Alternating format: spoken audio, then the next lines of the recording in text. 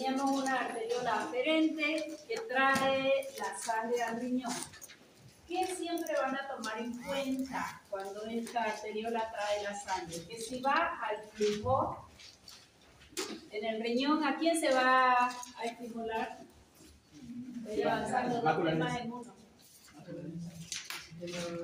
Sistema renina, angiotensina, aldosterona. No es más que baje el flujo renal para que ese sistema se ponga en marcha, terminando con angiotensina 2, vasoconstricción, y aldosterona, que es la última porción de la nefrona en el túbulo colector, donde ya no hay más.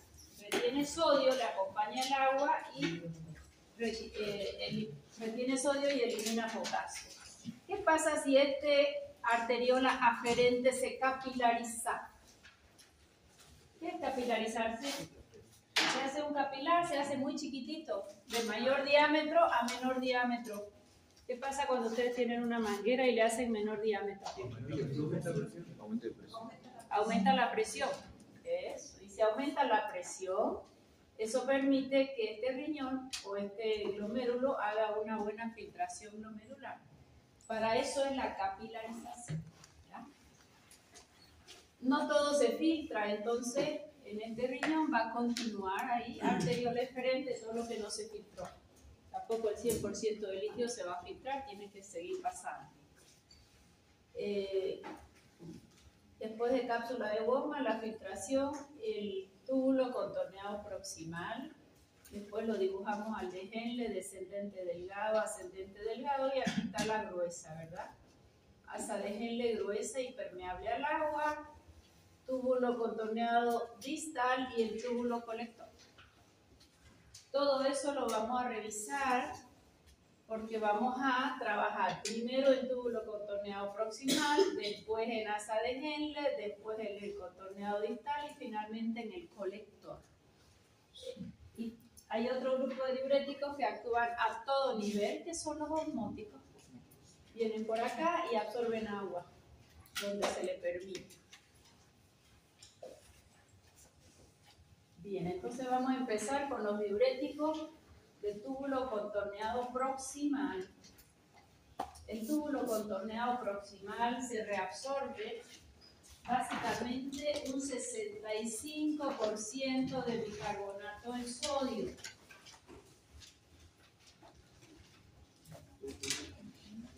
Túbulo contorneado proximal, su importancia, se nos va a reabsorber un 65% como bicarbonato, cromocloruro hasta un 40%.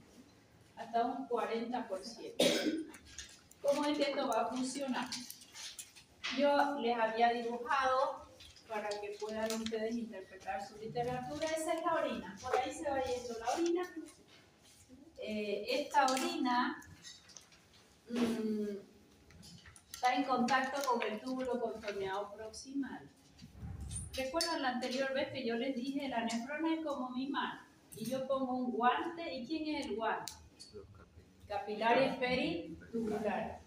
Capilares peritubulares, que es nuevamente circulación sistémica. O sea que nosotros vamos a ir mirando todo lo que se va por orinar. El túbulo contorneado proximal ocurren varias cosas. Una de ellas, la más importante, todas son importantes. Este bicarbonato de sodio, ya vamos a ver por qué mecanismo, nuevamente reabsorbido. Va a pasar a la célula de la nefrona, al intersticio y vuelve a sangre. O sea que ahorita vamos a mirar cómo este bicarbonato de sodio hace para poder pasar de vuelta a circulación sistémica. 65% de bicarbonato de sodio de la orina tiene que pasar a circulación de nuevo. ¿Ok? Bien, entonces vamos a ir mirando acá todo lo que va por orina. En este caso vamos a hacer hincapié al bicarbonato de sodio. Se lo voy a ir poniendo más clarito porque no se ve muy bien, ¿no? Bicarbonato. Ese bicarbonato encuentra en su camino, arrojado por esta nefrona, por esta célula, a un protón. Ya vamos a ver de dónde sale ese protón? El protón es un ácido, el bicarbonato es una base. ¿Cómo se llama la reacción donde un ácido con una base se une? Titulación. Titulación, ok. O sea que aquí tengo una titulación.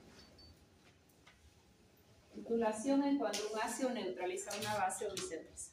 Bien. Si el bicarbonato encuentra en su camino al protón, ¿qué va a formar? Ácido carbónico. Ácido carbónico.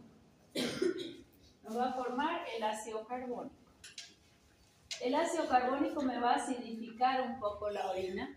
Esa acidificación hace que esta parte de la nefrona entregue una base a cambio de reabsorber un cloruro. Ese cloruro después lo voy a recatar aquí en circulación. ¿Ok? Ese ácido carbónico, una parte importante, va a ser catalizado por anhidrasa carbónica. Cuando yo digo catalizado, ¿qué significa? ¿Qué es catalizar algo? Romper, dejar mal. No. Tampoco. ¿Qué es catalizar? ¿Qué es un catalizador? No voy a matar de química nada ustedes. ¿Nicolás? Un catalizador sería un compuesto que vuelve algo simple a algo. No. Aumenta la velocidad. Aumenta la velocidad de conducción de cualquier reacción química. Eso es un catalizador. Por ejemplo, esta reacción del bicarbonato, él se nos va a deshidratar. ¿Qué es deshidratar? Va a dar una molécula de agua más el dióxido. Esta reacción se puede producir acá en un 1%. Si hay una anhidrasa carbónica que es un catalizador, en lugar de un 1 va a ser un 30, un 40, un 60. ¿Se entendió? Eso es un catalizador. Es un agente, generalmente son enzimas las catalizadoras, que aumentan la velocidad de la reacción. Entonces, este ácido carbónico, gracias a anhidrasa carbónica, que es un catalizador, va a estimular la deshidratación del ácido carbónico. Si es deshidratación, significa que va a haber una molécula de agua que se va a ir por orina. ¿Quién queda?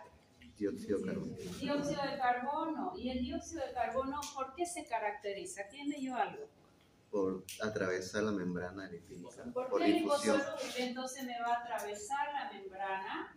Porque esto de aquí es la célula, ¿verdad? Es el túbulo contorneado proximal. Ya. Lo vamos a completar. El dióxido de carbono es liposoluble, va a atravesar sin permiso. Una vez que llega dentro de mi célula de túbulo contorneado proximal, nuevamente se hidrata porque tiene mucha afinidad por el agua. Esa hidratación, ¿quién la va a catalizar? Anhidrasa carbónica va a permitir, en realidad, que se hidrate y pase a nuevamente ácido carbónico. Esto lo tienen que aprender bien, porque en todo equilibrio ácido-base él interviene. ¿Ya? Este ácido carbónico, ¿qué puede pasar con él? Él tiende a ionizarse. ¿Qué es ionizarse? Separarse en cargas positivas y cargas negativas. Ionización. Aquí lo que hay es una ionización.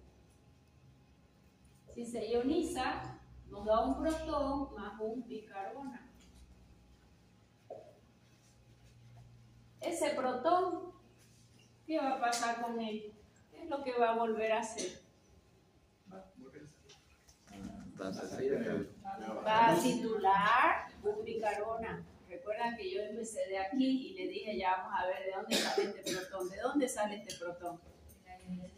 ¿Ok? De esta ionización del ácido carbónico. ¿Qué se llama esta reacción? Titulación. Titulación. ¿Qué se forma?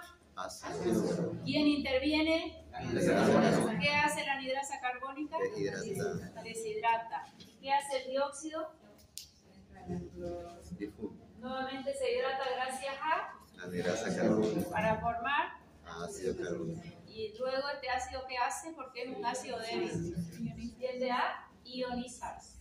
Este protón titulará un nuevo bicarbonato. parte de la nefrona que se llama membrana luminal. ¿Por qué se llama luminal? Porque es la luz de la orina, da la luz de la orina. Y esta de aquí se llama membrana vasolateral. ¿Qué puedo yo decir acá? Que aquí va a haber un intercambiador que va a entregar un protón. ¿A cambio de qué? ¿Qué es un intercambiador? Va uno y viene el otro. Misma carga. Sodio tiene carga positiva. Va a ingresar el sodio y se va a entregar un protón. Esto se llama intercambiador. Intercambiador. ¿Qué va a pasar con este sodio que se estaba yendo por orina?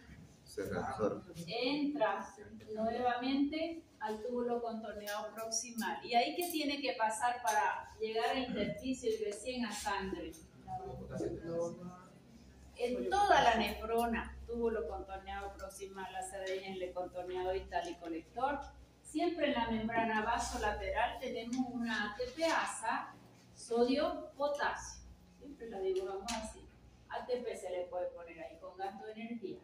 Este sodio que se iba por la orina entra a la célula y va a pasar al intersticio y del intersticio no va a llegar a la sangre. O sea que se reabsorbe. ¿Qué porcentaje de bicarbonato de sodio? Yo les dije que se reabsorbía acá. 65%. ¿Y de cloruro? 40. Okay. Si entrego sodio, si reabsorbe sodio, se entrega un potasio. En toda la membrana vasolateral siempre me van a dibujar.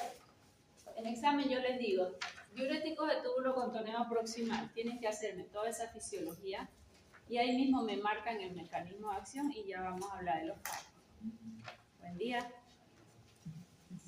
Okay. Este sodio ya llegó, pero yo les dije se reabsorbe bicarbonato de sodio.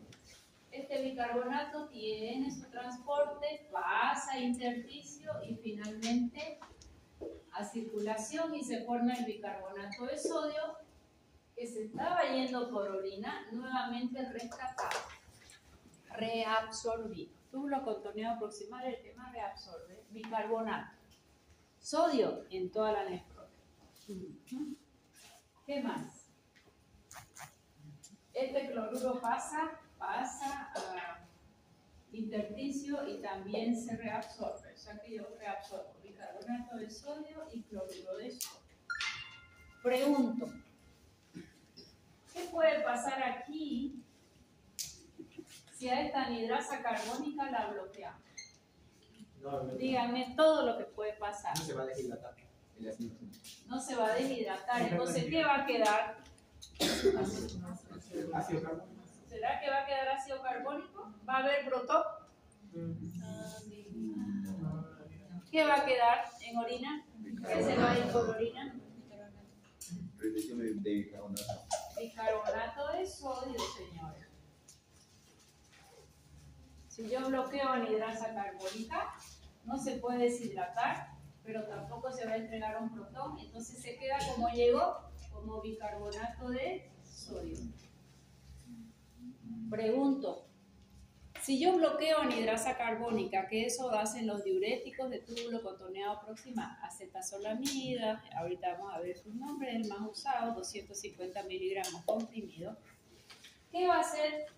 ¿Qué efecto voy a tener si yo bloqueo a la anhidrasa carbónica?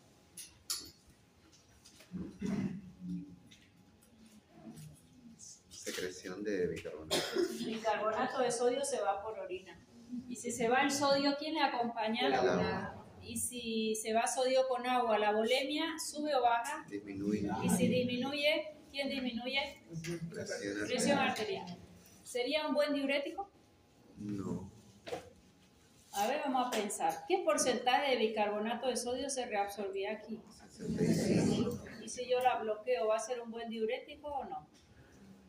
En teoría sí. De todo el sodio que nuestro riñoncito filtra, ¿cuánto elimino por día? 1%. el 99% se reabsorbe. Túbulo contorneado proximal, asa de Henle, distal y colector y distal.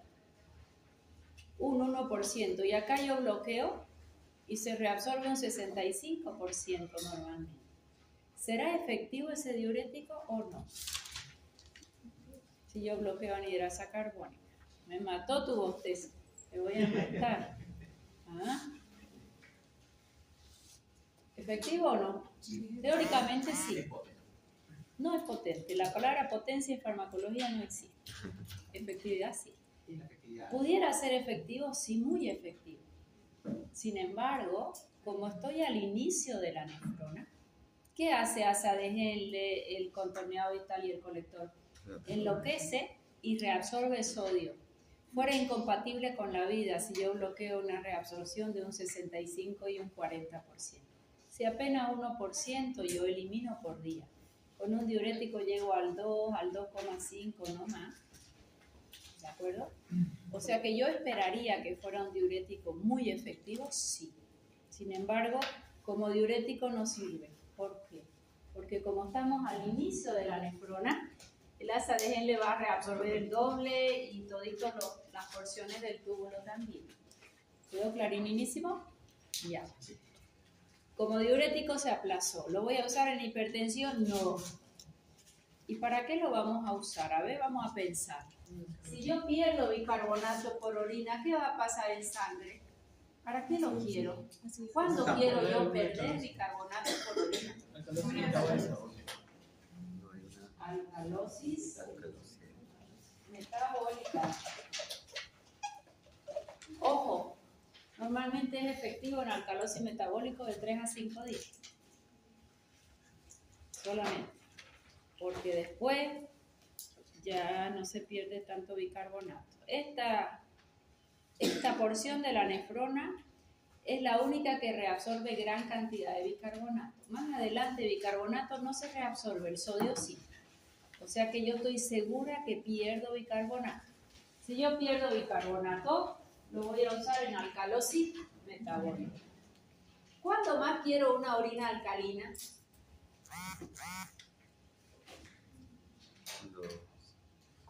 Cuando se administra fármaco ácido. Vas en buen camino, a ver. Sí, señora. Intoxicación por un fármaco ácido. ¿Por qué? Porque va a ionizarlo para que no se reabsorba. Muy bien. Porque un fármaco ácido en un pH alcalino como es el bicarbonato se cargan. Y si tiene carga eléctrica, ¿es liposoluble o no liposoluble? No liposoluble y ya no se reabsorbe. Fármacos ácidos que sufren reabsorción tubular.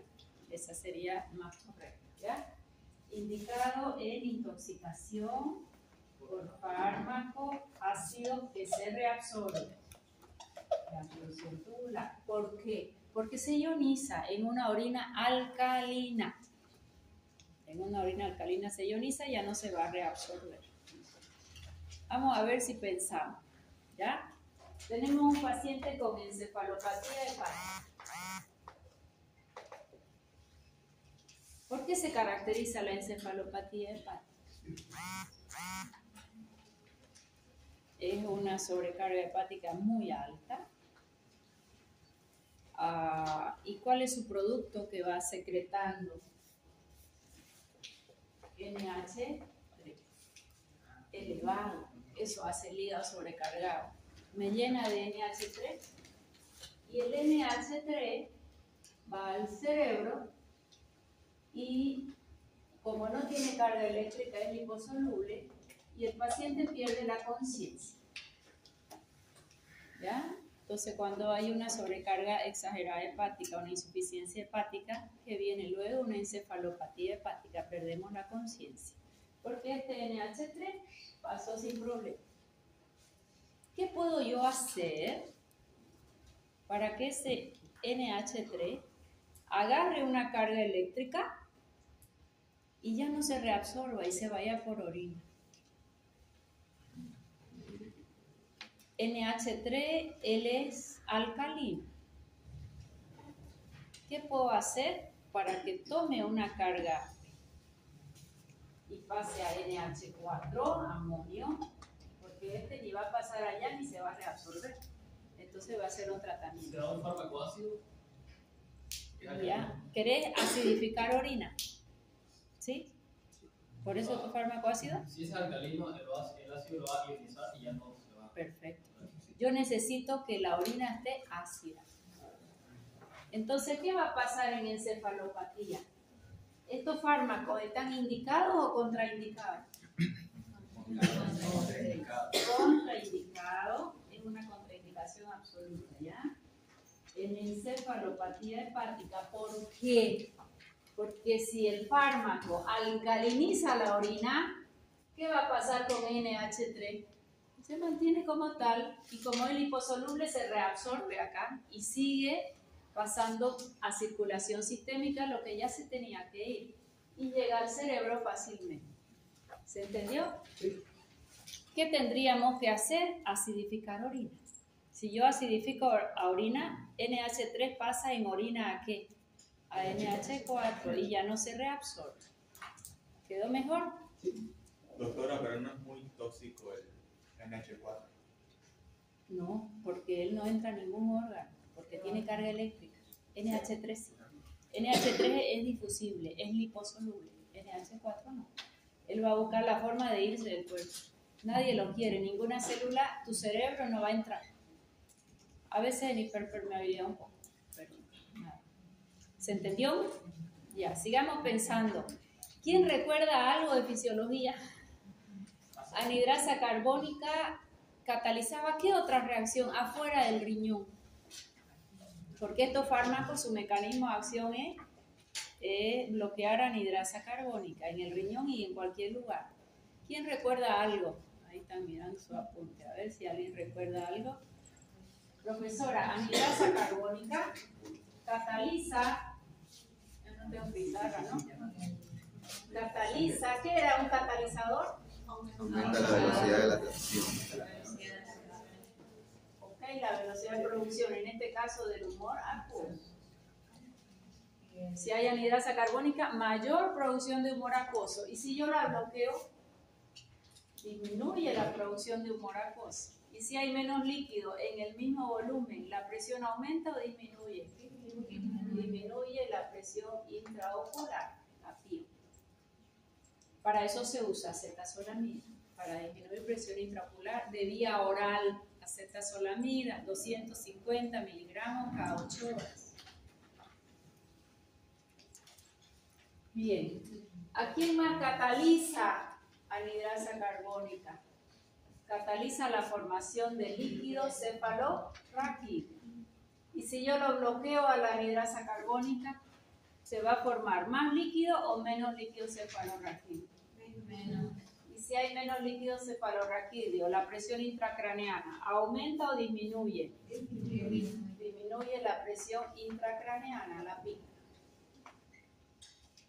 Entonces, ¿cuáles son sus principales aplicaciones clínicas de este grupo de diuréticos? En una alcalosis metabólica, en una intoxicación por fármaco ácido que se reabsorbe, para disminuir la presión intraocular, para el glaucoma y para disminuir la presión intracraneana. ¿Qué paciente tiene elevada la presión intracraneana?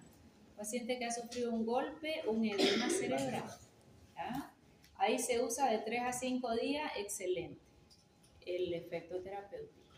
Si yo me voy, estoy acostumbrada a vivir en Santa Cruz y me voy a la altura y me agarra Sorochi, mayor altura, menor presión, ¿y por qué me duele la cabeza? Porque aumenta mi presión intracraneana.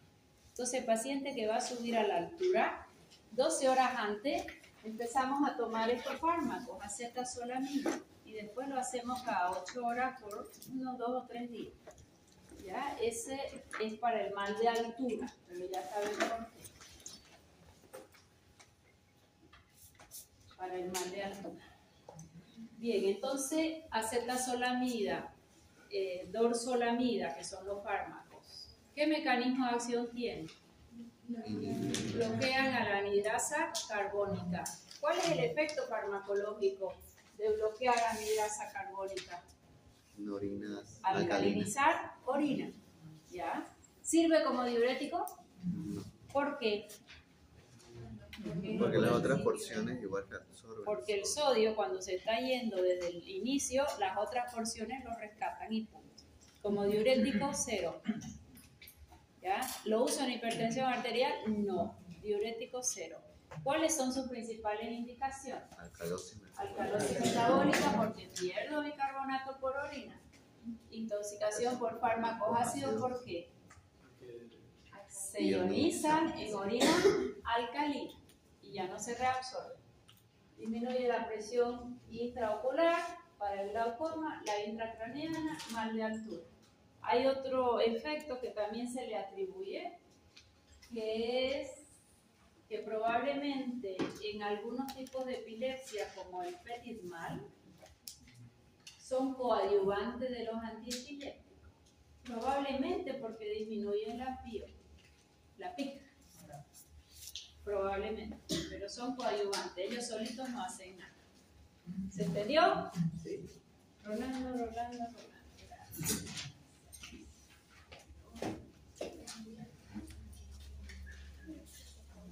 ¿En qué paciente está contraindicado?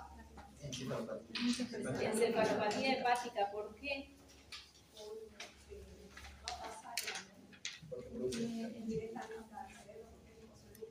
Y no se ha convertido en omega. Sí, señora. Muy bien.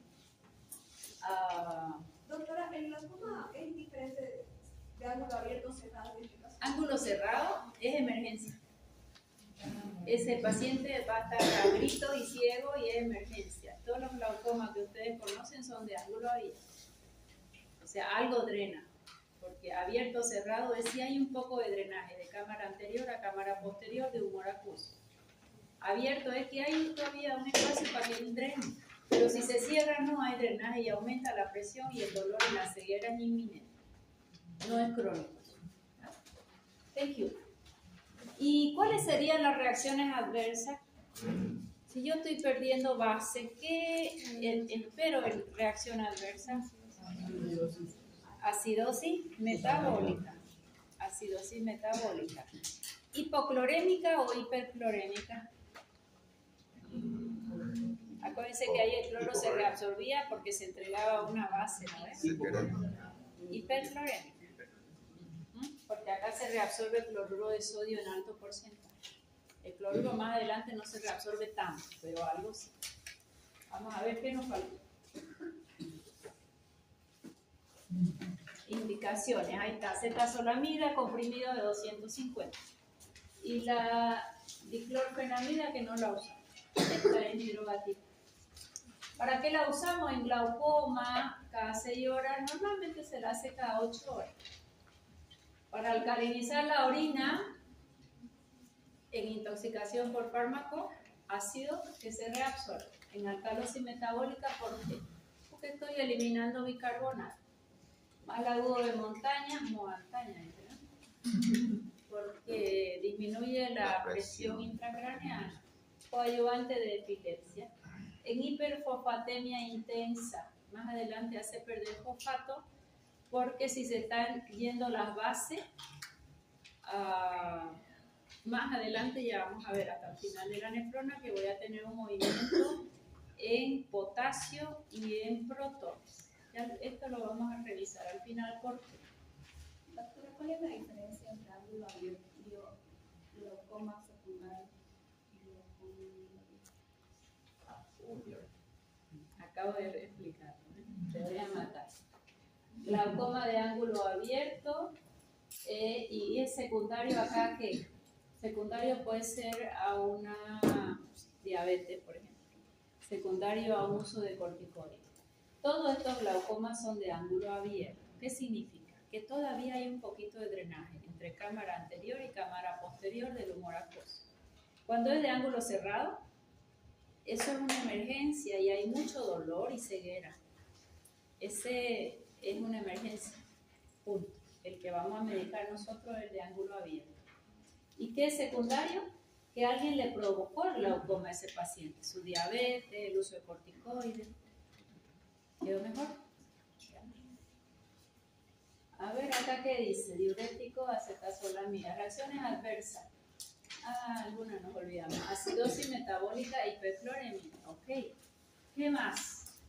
¿Qué dice el segundo? Cálculo renal. ¿Por qué? Porque los cálculos renales favorecen su formación en orinas alcalinas.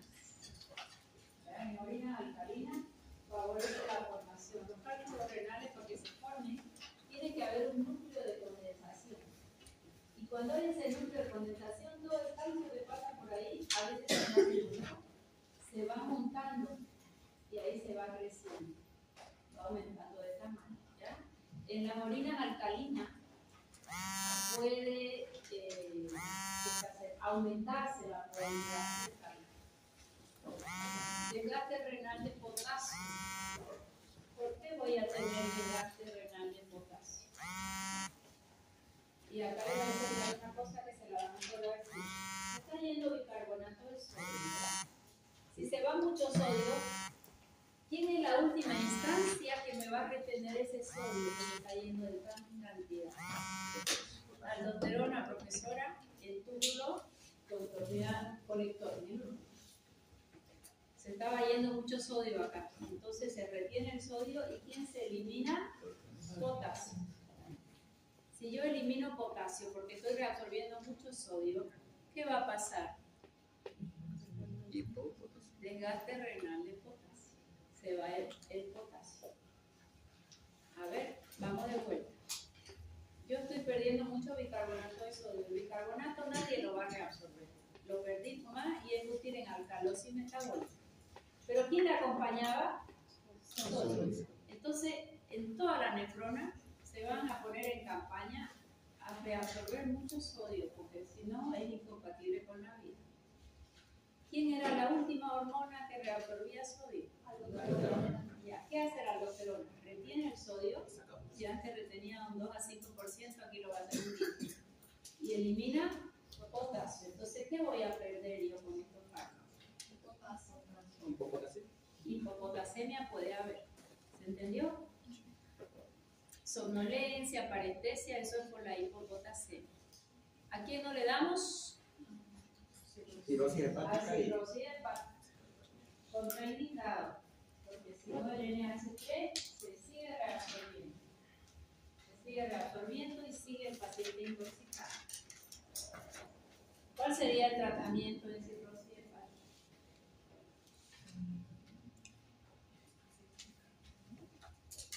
Acidificar la orina. Acidificar orina. Y el diurético lo vamos a ver enseguida. Bueno, esos son todos los efectos adversos, los estudios. No, solo los vamos a revisar. ¿Tiene efectos adversos? Sí, no son tan frecuentes. Los que vimos sí, pero sin embargo, esto lo pillan en la literatura, no se los pido, solo los que tienen relación con el mecanismo de acción. Pero ustedes tienen que saber que todo fármaco, aunque su acción terapéutica sea sencilla, tienen un potente potencial tóxico. Pérdida de apetito, que se le altere el gusto, que la glucosa baje, un Steven Johnson, cristales en orina porque favorece los cálculos, un Steven Johnson, parálisis, parestesia, rubor. Esto es casi todos los fármacos que produce una importante cantidad de reacciones adversas. ¿En cuáles yo hago hincapié? En los que tienen relación con el mecanismo de acción. Ahí yo lo paso. Más si tu paciente solo toma acetazolamida y empieza con otro problema de salud, ahí tienen que revisar todos los efectos adversos. La letra chica, decimos, ¿no? De la literatura. ¿Dónde les dije yo que pueden encontrar buena literatura de reacciones adversas? Fichas técnicas, porque ya han sido revisadas por el sistema de farmacovigilancia. Las del sistema español las tenemos libres, no pueden trabajarse. En el fármaco, ficha técnica, PDF, Agencia Española de Farmacovigilancia. Bueno, en cuanto a su farmacocinética, son fármacos con semivida muy corta, por eso es que lo administramos cada 6 o cada 8 horas. No se biotransforma, o sea que una insuficiencia hepática no tendría problema de darlo, pero sí puede afectar la encefalopatía. Bien, hasta ahí tengo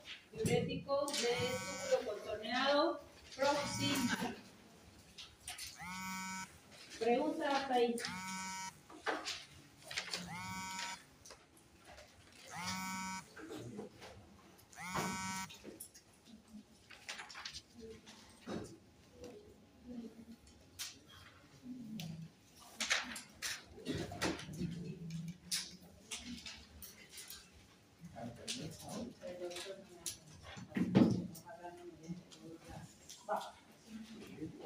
Asa gruesa de Henle. ¿Quién recuerda de fisiología qué característica tenía el asa delgada y el asa gruesa de Henle? Arriba las manos. Canta. En la asa delgada es totalmente permeable al agua. En la asa gruesa es impermeable al agua, pero hacia los otros. Eso es fundamental. Lo que es permeable al agua, apréndanlo siempre. El agua diluye lo más concentrado. Si la orina va concentrada, va a pasar agua de la orina al intersticio o del intersticio a la orina. A ver, de nuevo, quiero que razón.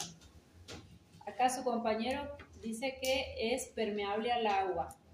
Asa de Henle, delgada descendente, delgada ascendente. El agua va, siempre, les dije yo, a diluir lo más concentrado, siempre. Si mi orina va muy concentrada, ¿el agua de dónde a dónde va a pasar? ¿Del intersticio a la nefrona o de la nefrona al intersticio? Si diluye lo concentrado y la orina va concentrada, del intersticio a la orina, tratando de diluirla. Y si es al revés, va a ir desde la nefrona hacia el intersticio. O sea que ahí el agua entra y sale según la osmolalidad del lugar. Punto. Pero llego a la rama gruesa y ahí no entra ni sale agua ni a cañonazo. Y ahí es donde se produce la mayor reabsorción de sodio. ¿A través de quién? Acá tenemos un cotransporte. ¿Qué significa cotransporte? ¿Qué es cotransporte? Todos en el mismo sentido. ¿Quién se va a reabsorber? Se reabsorbe, se estaba yendo, esta es la luz de la orina, ¿verdad? Un sodio, un potasio que tiene carga positiva, ¿verdad? Y dos cloruros que tienen carga negativa. El anterior se llamaba intercambiador y este se llama cotransporte, todos en el mismo sentido. Si yo les pregunto, ¿qué se reabsorbe en la rama ascendente de Henle? Sodio, potasio y dos cloruros. Vamos a ir siguiendo a cada uno. Si entra sodio por este mecanismo, ¿qué pasa luego con el sodio?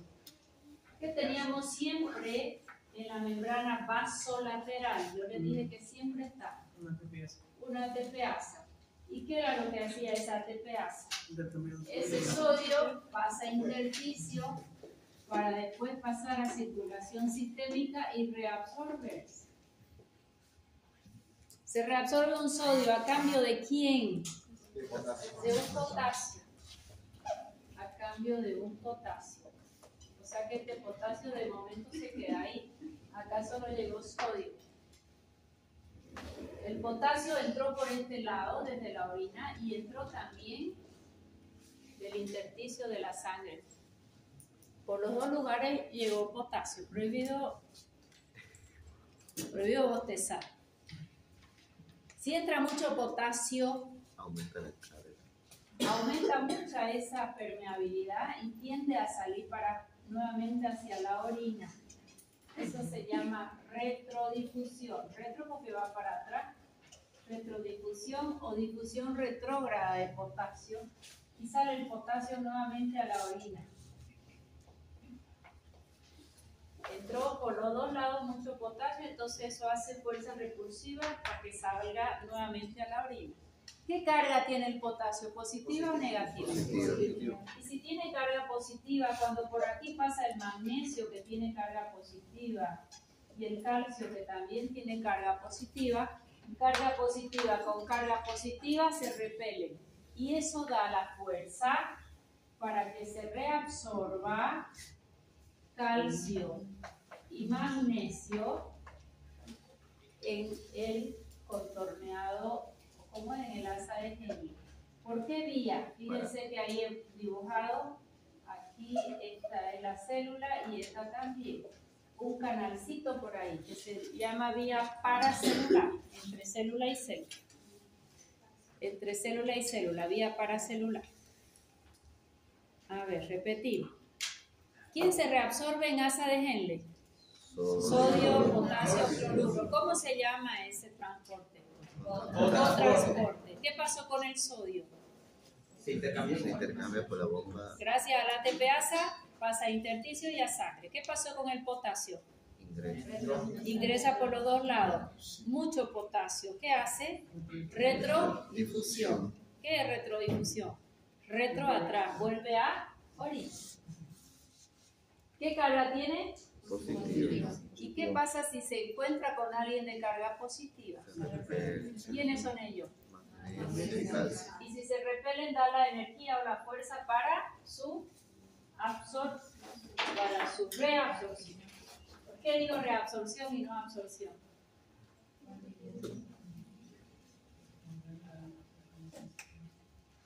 Esta batería ya no dura nada,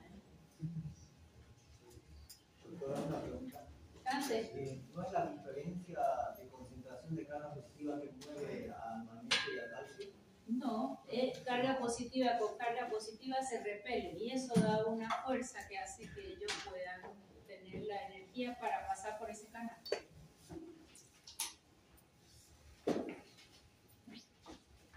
Bien. Rama gruesa de Henle. ¿Qué pudieran hacer los fármacos acá para perder sodio? ¿Por qué pasa el potasio con el cloruro? Este potasio hay acá en mucha concentración. Tiende a hacer retrodifusión, pero acá hay un cotransportador. O sea, no es que va a salir 100% del potasio. Algo tiende a volver. Si no, haríamos una hipopotasemia muy severa. Es la fisiología. ¿Qué pudiera hacer acá un fármaco para que el sodio se vaya por orina y no se reabsorba? Bloquear el cotransporte. ¿Ok?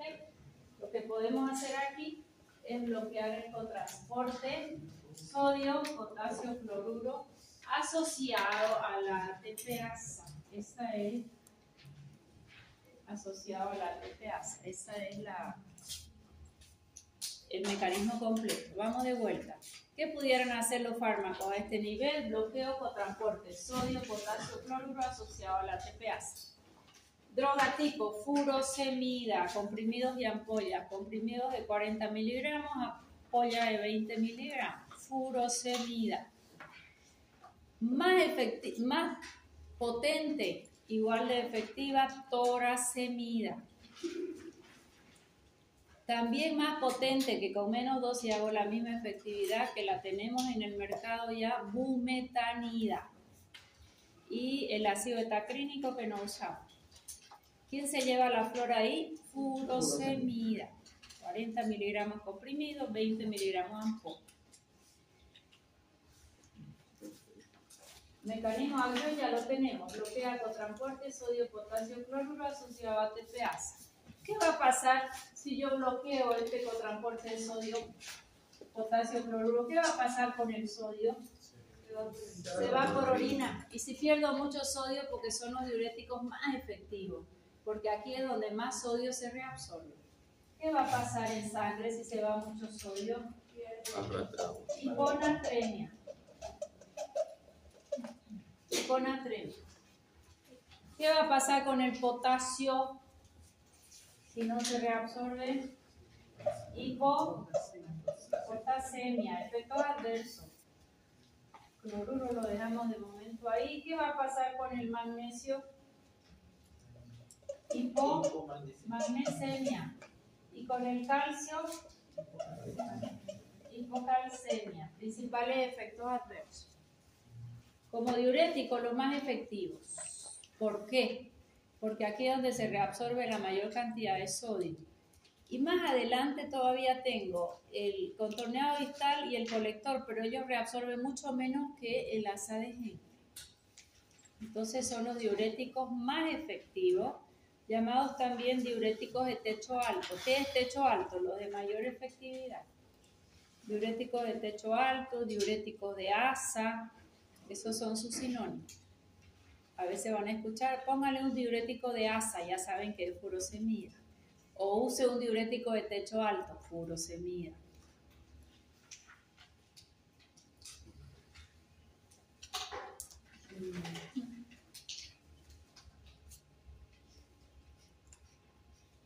Siempre al potasio le sigue un protón en acidificación de orina, ¿ya?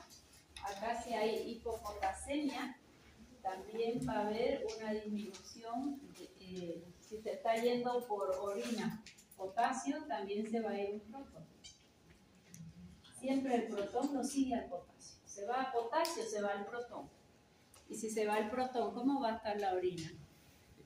Acidificada. ¿Para qué me sirve? Ácido, sí.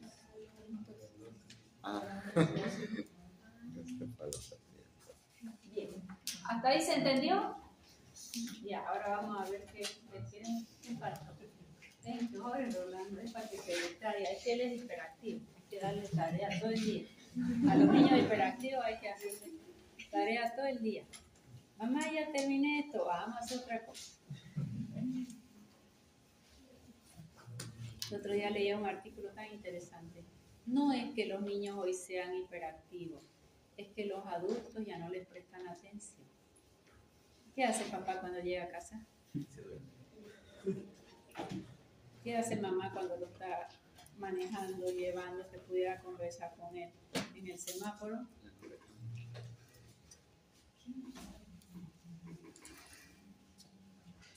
Bien, ¿de quién hablamos? Furosemida, ya la tenemos, la furosemida. 40-20. Torasemida, 2.5. Fíjense que la efectividad es la misma de los 4. Esta con 40 miligramos hace lo que esta hace con 2.5. Dice, ¿cuál es más potente? ¿Cuál es más efectiva? Las 4 tienen la misma efectividad. ¿Ya? Ahí sí se usa el término potencia. Potencia es que con menos dosis haga lo mismo. ¿Sí? Ahí lo mismo.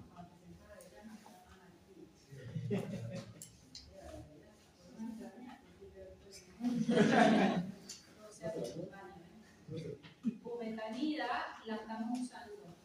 Bumetanida y torasemida, ¿ya? Un miligramito lo que te hace con 40. Es más potente, pero la efectividad es igual. Ácido betacrílico no lo tenemos. Doctora, ¿y por qué uno daría una bumetanida en vez de una furosemida? ¿Qué caso? En realidad lo que usamos ahora es o puro o torasemida. Diferencias en su farmacocinética, en su biotransformación. A veces diría una u otra. Más, ¿qué es lo que ocurre con los fármacos? Yo quiero que se lo metan en la cabeza bien metido. En Anafric, el laboratorio que lo ha producido tiene su patente y antes era 10 años, ahora 6, creo que 5 2. Solo ese laboratorio lo puede producir. Tiene derecho al patente. ¿Para qué? Para que rescate su economía, todo lo que invirtió el gobierno. Y después de que se vence la patente, cualquier laboratorio puede hacer Enalapril y ponerle el nombre genérico o ponerle el nombre que quiera. A un Enalapril, entonces ya no va a costar 10 pesos, va a costar 5, 4, 3, el precio que yo le pongo. ¿Qué ocurre con la industria? Cuando ya se le venció la patente, tanto había invertido, le va cambiando algo a la molécula, generalmente farmacocinética, y lanza otra al mercado. Después de Enalapril, ¿quién salió? Lisinopril. Y resulta que el lisinopril ya no se usaba cada 6 a 8 horas, se usaba cada 12. Y después sacó captopril, mismo mecanismo de acción. Pero captopril puedo colocar debajo de la lengua porque es liposoluble. Llega a circulación sistémica sin biotransformarse. Y resulta que el enalapril solo se tiene que biotransformar en el hígado para ser activo. ¿De qué te estoy hablando? Diferencia farmacocinética. O sea que el mecanismo de acción es idéntico.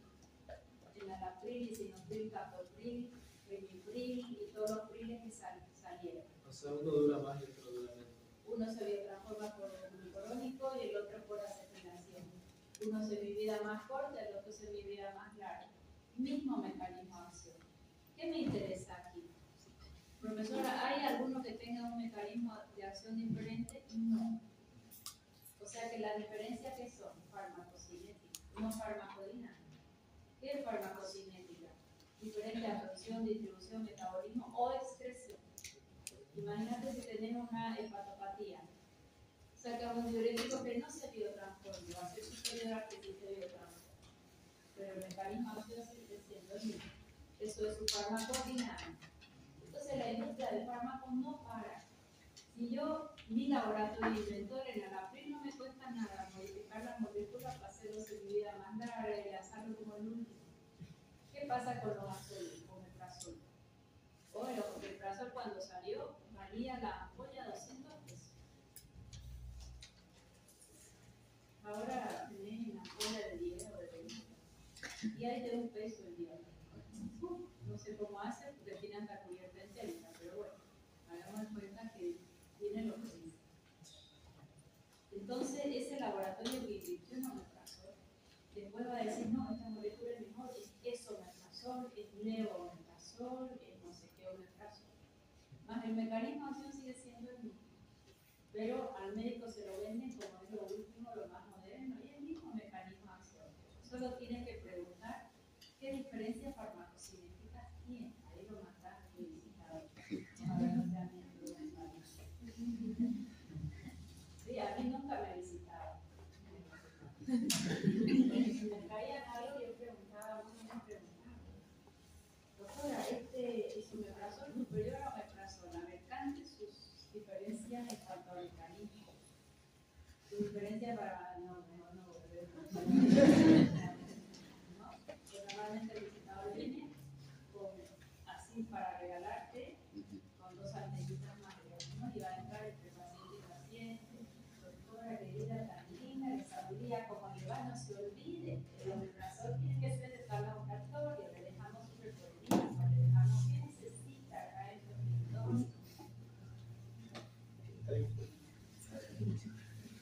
hospital. ¿Se entendió? Acá ocurre lo mismo. Tenemos mismo mecanismo de acción. Bueno, ahora yo les voy a preguntar por qué. La indicación de oro de furosemida en ampolla es edema agudo de pulmón. ¿Quién me dice por qué? Bien multiplicadito y levantando la mano. A ver, todos los que pudieran contestar, arriba las manos. Ya tengo el mecanismo de acción, tengo el efecto farmacológico. ¿Por qué en edema agudo de pulmón? ¿Quién más? ¿Quién más? ¿Quién más? No voy a avanzar hasta que no piensen todo. 1 minuto para pensar. ¿Por qué furosemida es útil? Es un patrón oro. Droga de oro en el edema agudo de pulmón. Voy a preguntar a cualquiera.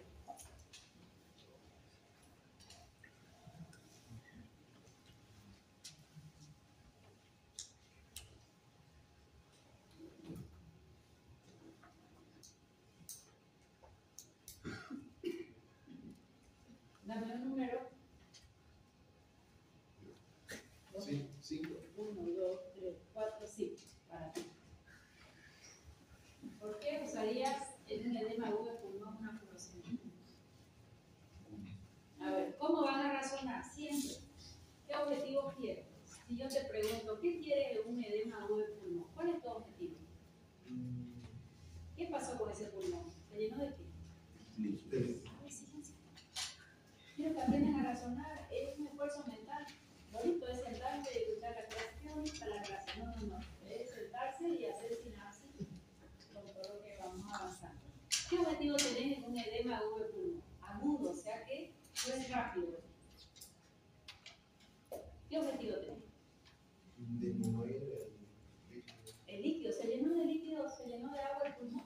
De forma aguda. El paciente no respira, se va a la emergencia volando. Pueden ser múltiples causas. Si se llenó de líquido, ¿cuál es tu objetivo?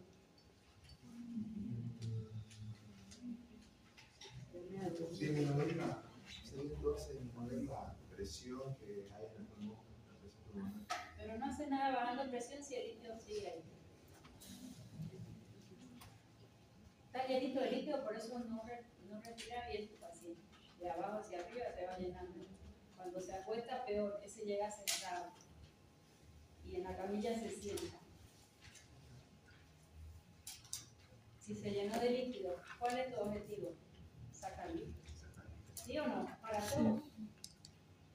¿Cómo puedo hacer para disminuir bulimia? Aumentar. Elimino sodio. ¿Quién acompaña al sodio? Agua. Y la bulimia baja y ese va a orinar agua. Y es violento. Furosemida ampollas.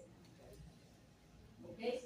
Es droga de oro hasta el día de hoy de un edema de pulmón. No le dé vasodilatador, no le va a decir nada. Está lleno de agua. ¿Qué tengo que sacar? Agua. Así de sencillo. Siempre que tengas que usar un fármaco, primero razones. ¿Yo qué quiero obtener? Yo quiero bajar el agua, quiero sacarla, lo quiero secar. Ese término se usa mucho en terapia, en emergencia. Hay que secar el paciente, doctora, apúrese. ¿Qué es secar el paciente? Sáquele agua. ¿Quién es el más potentoso que hay? Furosemida. Potentoso porque no es efectivo. Furosemida. Se va sodio, se va agua, disminuye bulimia y el paciente floreció.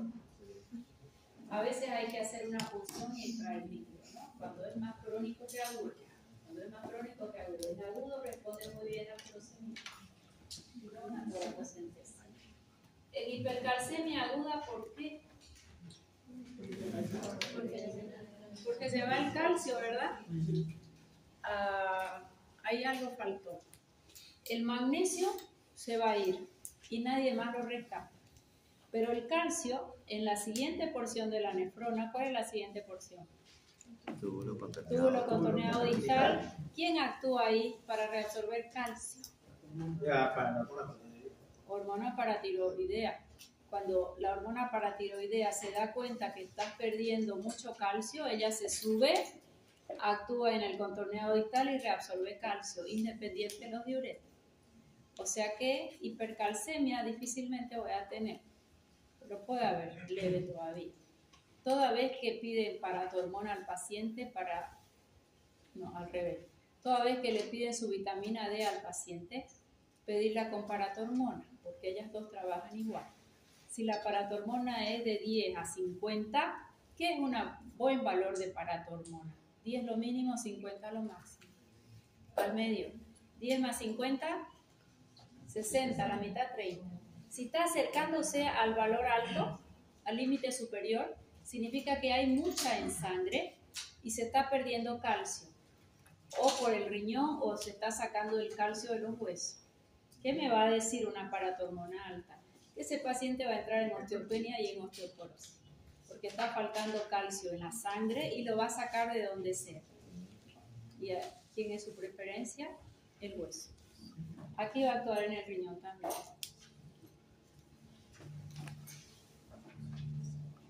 Insuficiencia renal aguda, ¿por qué? ¿Por qué lo voy a usar en insuficiencia renal aguda? ¿Y qué debo hacer previamente? Tiene un toque renal. Insuficiencia renal aguda es un toque renal. Le hace la creatinina al paciente y no tenía creatinina alta y está altísima. Por un fármaco, hasta por una hipovolemia. Hubo un accidente, perdió sangre. ¿Y quién se sacrifica primero? El riñón. Hace creatinina altísima. En ese caso, ¿qué tengo que hacer? Lo hidrato y recién voy a forzar diuresis. ¿Para qué? Insuficiencia renal aguda. Porque todo lo que fue agudo todavía se recupera. La insuficiencia renal crónica sea por una hipertensión crónica y esa ya no la recupera. Pero la aguda sí. ¿Qué es lo que tienen que hacer? Forzar diuresis. ¿Qué es lo que va a hacer furosemida? Hacer que el riñón filtre más, que pierda más sodio, que se vaya más agua y que trabaje más y muchas veces se recupera. Ojo, ver si el paciente está hidratado. Si no está hidratado, ¿qué pasa si le doy furosemida? Se deshidrata más y me hace efecto adverso, efecto antagónico. Pensemos por qué. Si mi cuerpo está perdiendo mucho sodio, se va a reabsorber en la última porción. O sea que va a haber mucha aldosterona. Voy a hacer un hiperaldosteronismo secundario. Si hay aldosterona, se retiene sodio, se retiene agua y en lugar de bajar presión, la va a elevar. Se llama efecto antagónico. ¿Relacionado a qué? Diste mucha dosis. Es una hipertensión. ¿Será ideal entrar con una furosemida de canto? Sí. No. ¿Por qué? Porque va a ser muy efectivo y si perdiste mucho sodio, aldosterona rápidamente despierta y retiene sodio y hace lo. Más si tenés una insuficiencia renal aguda, sí. O si tu paciente tiene hipertensión, pero también tiene ICC, entra en insuficiencia cardíaca congestiva y ese pulmón 5 cada ratito se quiere llenar de líquido, a ese tenerlo seco. Furosemida le va a bajar la presión y le va a sacar el líquido. Pero en un hipertenso que lo pillaron en la consulta, después a un chequeo que se llama de rutina, hay empresas que te mandan a los pacientes a que les hagan un chequeo anual.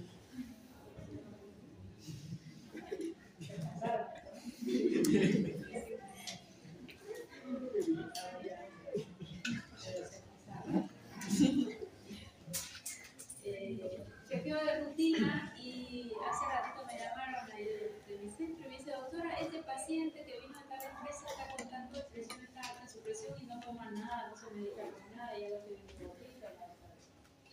Y le digo, bueno, hay que empezar a medicar, controlar la presión para después ver si se medica.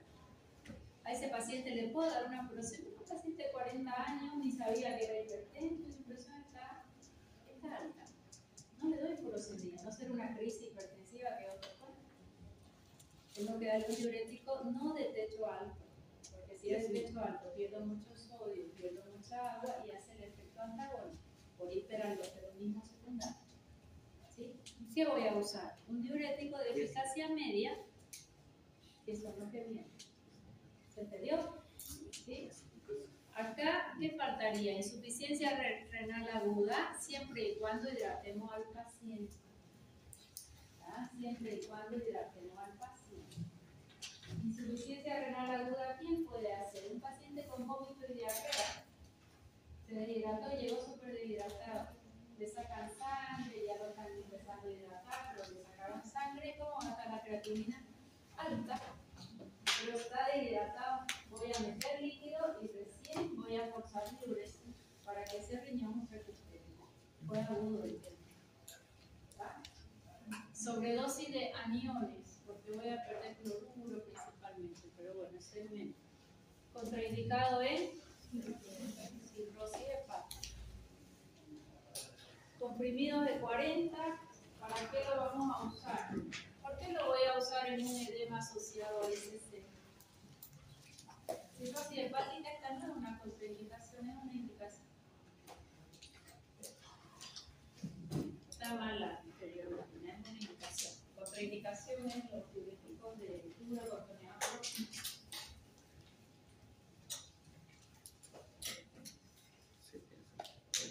Estos van a ser hipopotasemia. Si se va a potasio, se va al protón. Y si hay protonenorina, el NH3 se ioniza.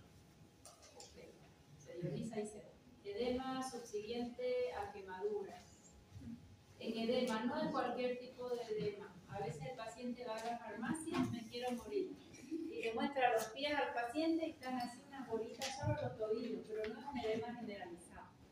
¿Qué es lo primero que tienen que preguntar? ¿Qué medicación toma?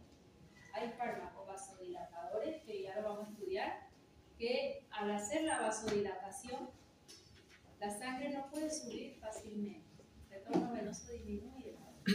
Y si está parado el paciente, peor. Y esos fármacos, que son los antagonistas del calcio del grupo 2, nifedipino, drogatipo, hacen edema perimaleolar solamente, solo en los maleolos, en los tobillos. ¿No? Y uno ve y dice, estoy hinchado, necesito un diurético.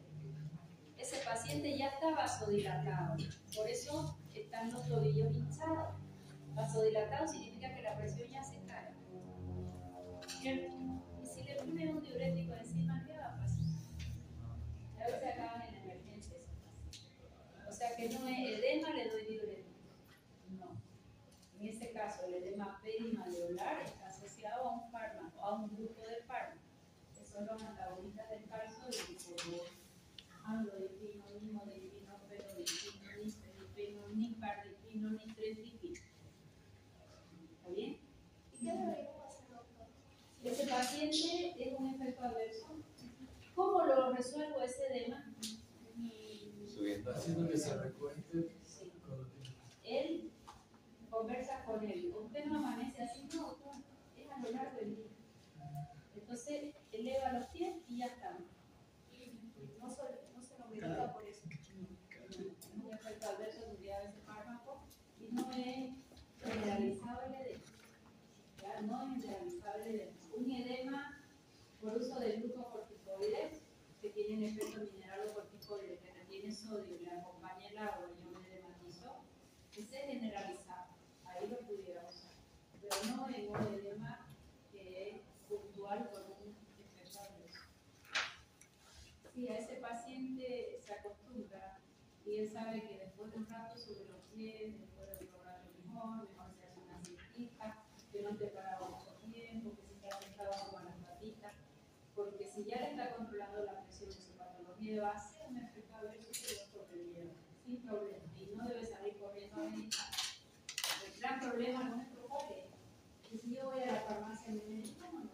Si yo ahorita le digo, ay, tengo mucho dolor de pecho, ¿me medican o no? No me da para el dolor de nada. Ay, tengo un dolor de garganta espantoso, me van a dar un analgésico y control de antibióticos. ¿Sí o no? Sí. Ay, tengo dolor para orinar, doctora, en la farmacia. Ya le traigo y te hago una ciprofloxacina. ¿Cuánto vale? 20. Ya tengo una. Voy a tomar una y con una mejoré. ¿Qué voy a hacer? Sí, tiene sí. Pues no tenía más claro. O siempre con dos se me pasa. Yo no le compro.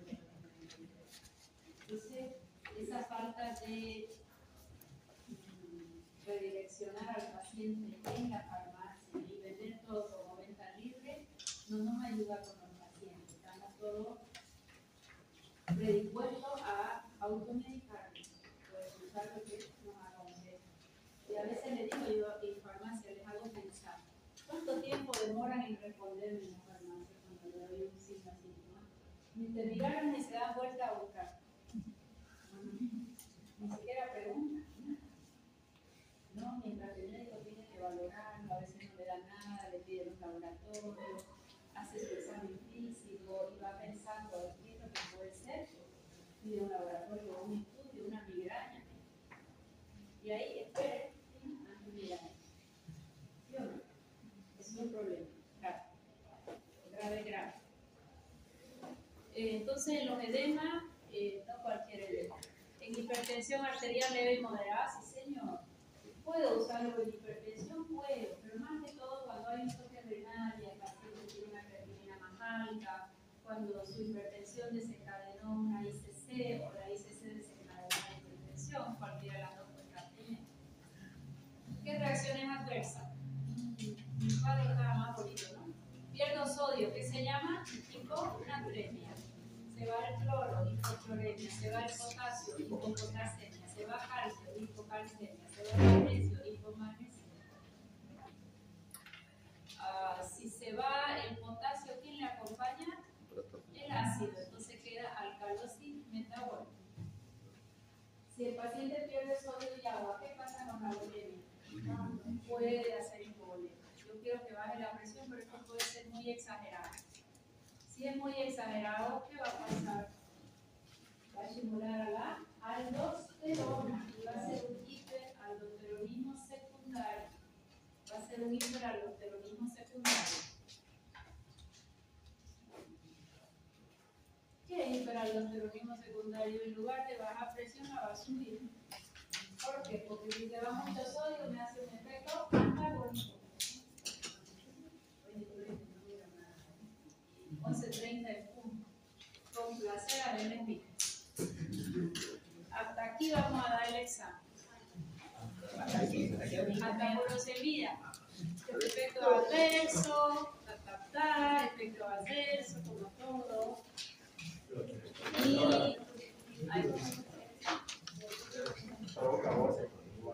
puede provocar aborto, sí. Diuréticos contraindicados en el embarazo. Disminuyen el crecimiento intrauterino. ¿Qué le damos a una embarazada hipertensa? Alfa-metildopa o cloruro de magnesio en eclampsia. no cortamos sulfato endovenoso. Le damos la beta-lor, profesora, beta bloqueante nuevo, gracias. Los que tienen examen o práctica me van a esperar 15 minutitos. Ya voy a ver si